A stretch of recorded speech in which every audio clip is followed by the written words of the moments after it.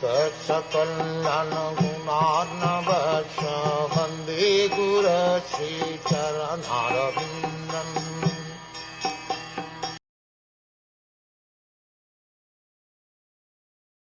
Deriving its nutrition from the food and drink taken by the mother, the fetus grows and remains in that abominable residence of stools and urine, which is the breeding place of all kinds of worms.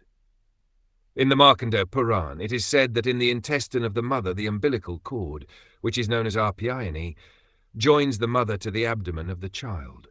And through this passage, the child within the womb accepts the mother's assimilated foodstuff. In this way, the child is fed by the mother's intestine within the womb and grows from day to day. The statement of the Markandeya Puran about the child's situation within the womb is exactly corroborated by modern medical science, and thus the authority of the Purans cannot be disproved, as is sometimes attempted by the Mayavadi philosophers.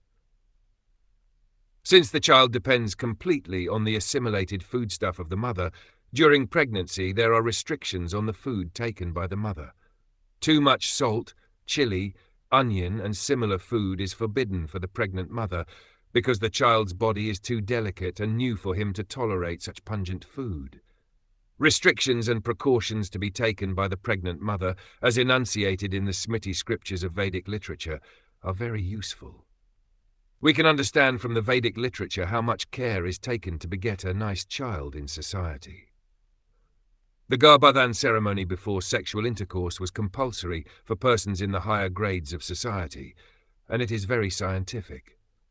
Other processes recommended in the Vedic literature during pregnancy are also very important. To take care of the child is the primary duty of the parents, because if such care is taken, society will be filled with good population to maintain the peace and prosperity of the society, country, and human race.